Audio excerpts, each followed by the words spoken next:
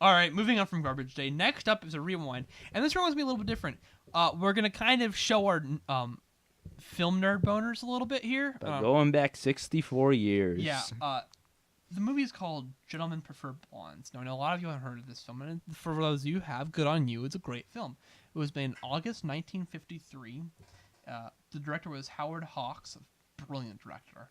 Pretty much a jack of all trades. Yeah, it was very, very good at what he did. The writer was Charles Lederi. Charles Lederi. Lederer. Starring Jane Russell, the beautiful, very talented Jane Russell, and the iconic Marilyn Monroe. Now, a lot of people know Marilyn Monroe for being a live singer. Everyone knows her. She was an actress. A lot of people just kind of assume that she wasn't a good actress. No, she was actually. No, she was. There's a reason why she was so famous, because she was incredibly talented. Go watch Don't Bother Knocking. That's a great film. Go watch Gentlemen Prefer Blondes. That too. She blows it away. It was really funny because Jane Russell in the film, when she was working with Marilyn Monroe, was so worried that she wasn't going to do a very good job and ruin this film that Marilyn Monroe actually spent a lot of time trying to build her confidence that you're doing great. And it's funny because Jane Russell is the best part of this movie. Marilyn Monroe is a great time. And it's funny because Gentlemen Prefer Blondes is a comedy musical drama. It's what it is. With lesbian undertones. No, with hard lesbian undertones. Hard. Hard. I don't think it works that way, Christian. God, what is there to say about Gentlemen Prefer Blondes that just it's perfect. It's a perfect film. It's very entertaining. Yeah, I like it a lot. It's very entertaining, but not in that way where it's like, it's old, and I admire older films. You can watch it now and be still genuinely entertained. It's really did capture that kind of timeless feel to it, where it's like, yeah, like 100 years from now, it's gonna feel a little out of place, but it's still gonna be kind of funny because the jokes are very like human nature-based jokes. They're very witty. Yeah, and there's like I always like to describe it. It's like Star Wars. Yeah, it's old, and you can tell how old it is, but you kind of lose yourself in the film anyways because it's kind of timeless and kind of entertaining and kind of funny. The songs are excellent. I've got one stuck in my head now. Oh, which one? Two Girls from Little Rock. Oh yeah, from Little Rock. That's such a good song. For some reason, I always think of the Flintstones. It does sound like the Flintstones a little bit. So real fast, a plot synopsis of Gentlemen Prefer Blondes. Marilyn Monroe is trying to get rich quick by marrying this rich North Carolina son of a business. Yeah, he's wealthy. Let's just. He's just rich, and the reason he's rich is really it's kind of put as a joke. Yeah, he doesn't really do anything, and his dad's the rich one. Yeah. There's a moment in this film where it subtly indicates that. Everybody says, "Oh, she's a gold digger." No, you have to understand, her reasoning is brilliant. I don't want to spoil it because in the end we get to see her talking to his dad. It just turns the tables on you. Just turns the tables. Well, I guess that makes sense. It kind of calls you out for being because a lot of people would say, "Oh, she's a gold digger." I'm like, watch the movie, because she turns it on its head and kind of points out the BS behind that, and I thought it was brilliant. The way Marilyn Monroe goes from kitty playful to just dead serious, and you're like, wow, you're incredibly brilliant for being a dunce. You're incredibly brilliant for being kind of a moron. See, I think it's more a thing that she just kind of like a ruse that she has. Yeah. She's playing a character. But I think the movie makes very clear that Marilyn Monroe's character isn't that she's dumb. She's weak to money. She's susceptible to her desires. Diamonds. For Jane Russell. Oh, and Diamonds Are a Girl's Best Friend. That's also stuck in my head. Diamonds Are a Girl's Best Friend's a great song. But where Jane Russell, it's like the cool thing about this is the movie is built upon their relationship. They both are looking for guys, but the thing is that we never really see them interact with guys, and they both eventually get married. And this whole cool thing of how the whole marriage thing works, like it seems like they're getting married to each other. Jane Russell's character's a little bit promiscuous, and like that's actually pretty innovative for the time period. It's very well done too, to where it's like you can see how they got past the censors. But Jane Russell and Marilyn Monroe, they're obviously interested in each other. The film, it's filmed and written for them to be like a couple. And not like friends. Yeah, but they play off each other, kind of like The Odd Couple. And it's like you can tell that the movie is trying to push these two as a romantic couple, and a lot of times you kind of believe it because there's little things like it's like the perfect Marilyn Monroe. She's really smart, but she's kind of susceptible to her to her weakness, to her like weaknesses or her vices, the things she wants. Where Jane Russell has a lot of strength, like she's smart enough to like be able to resist things, but she's not as confident as Marilyn Monroe.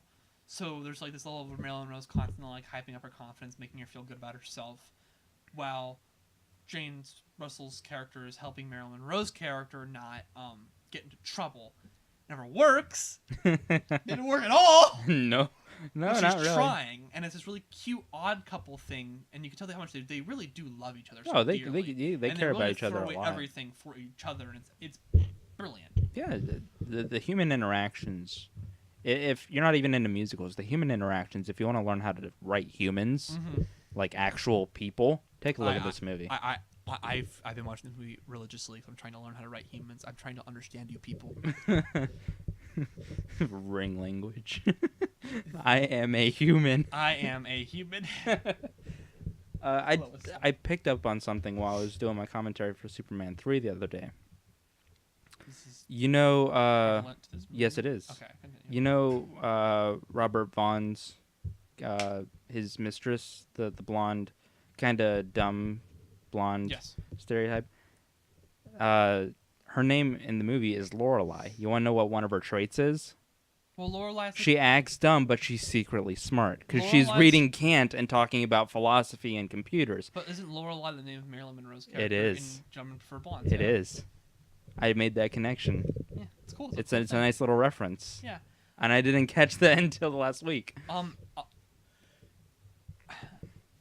Something that I really appreciate this film is that the musical numbers do a really interesting way of they don't really tell the story. They tell the story's undertones. To where most musical numbers are telling a part of the story, musical numbers really just exist. But what you do is if you read into what the musical numbers are saying and they read into the imagery and how things are doing, like it tells the undertone story about these two girls who are in love and who love each other. But it's the 1950s, so that's not okay. And of course, toward the end, they make it very clear that's what they're going for. But at the same time, they're also telling this undertone story about materialism and how materialism's okay. How it's okay to marry someone for money. And there's this whole song and dance that, yes, it's using girls as imagery, as props, right?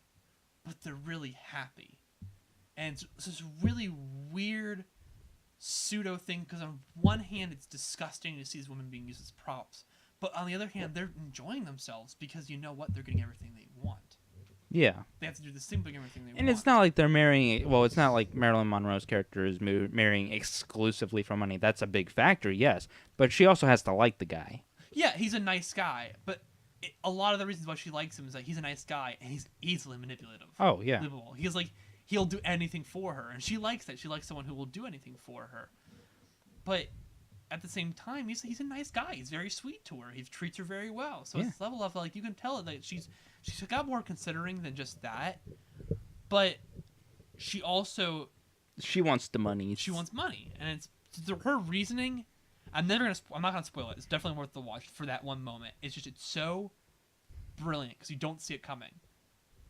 You don't see it coming when it happens. You're just like, oh my god, it's an excellent point. I never thought about it in that way. It's good. Watch it. It's a brilliant film with a brilliant cast and brilliant design. The other art color is really cool. Every song is fascinating. There's this one song where Jane Russell is just like, I want to have an orgy. Yeah, she's like, hey, I want to have sex. And she's like in a gymnasium or something on a cruise ship. She's in the pool with the Olympic swimming team. Oh, well, she's talking about physical fitness. Yeah. Double entendres. How did that get past the censors? It's so blatant what they're singing about. I'm like, how'd they get away with this? This is brilliant. Oh my god, Howard Hawks. You know, Howard Hawks has never been the most amazing director, but you give him anything, he's gonna make it good. And I think Gentlemen Prefer Blondes is great because Gentlemen Prefer Blondes is a mixture of a lot of things, like Howard Hawks. He's a mixture of a lot of skills. So this movie really plays to his strengths as being able to take different elements and build this really, really cool narrative and story out of it. And what's really cool about it is that Howard Hawks is I really do think this is Howard Hawks at his best because he's not confined to one way of telling the story. He has these multitude of between comedy, drama, musical, suspense. He's got all these different things he's allowed to play with. He tells a cohesive story, narrows it down, and does this really interesting way of doing it. So it feels like Howard Hawks has a room to play. And that's what you can kind of tell he really is enjoying himself because he has a room to play. He has room to do whatever he wants. Every scene is his choice because he kind of at this point he's done enough good films and he's built up enough good grace amongst the studios. We're like, oh, he'll sell. Yeah. And it's Marilyn Monroe. It'll sell. It's Marilyn Monroe and Jane Russell. These are two beautiful women. They'll sell. Because back in the day, how I looked at it is, all right, director something that usually does well. Yes. Are there pretty girls? Yes. We'll take them, do what they want. They'll sell. There was a time and a place where what was it? The famous line is all you need is a gun, a camera, and a girl, and you got yourself a movie. Who said that? I can't remember who it is. My class wasn't as huge director or whatever, but it was like the idea of the 50s and 60s was that as filmmaking was so easy because cameras were dirt cheap. Yeah. And the films were basically a murder, hot girl, and you got yourself a movie. Or the Terminator. That's true. And it's just really cool. It's like, and that's what this movie kind of makes fun of that idea because it avoids everything but the cute girls, and even that kind of plays it up but they're completely unattainable because they're interested in each other. So I'm like, that's awesome. That's freaking cool, man. It's good. I want to buy it on Blu-ray. I've been looking for it. I can't seem to find it, and it really upsets me. I have to look on like Amazon or something, maybe. It's like that and the Bicycle Thieves I want to buy. But I could buy Bicycle Thieves online. I just don't I have a copy. I have a copy. One of these days, he's jealous. One of these days, we're going to do a really, really, really old film, like old, like World War I. Oh, please. Time period, like not taking place, but filmed then. I want to get M on Blu-ray. Yeah, that'd be awesome. Listen to us. I know. Hey, you know what? You came on. Y'all knew we were film nerds. We all knew we were film students, something we love, and we're gonna pull out an old 1950 movie that we're telling you right now you need to watch. It's awesome.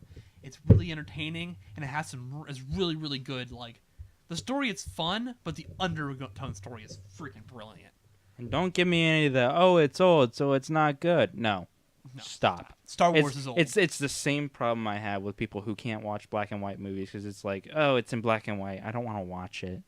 No. You're limiting yourself to the amount of enjoyment and broadening of your mind that you can get from those.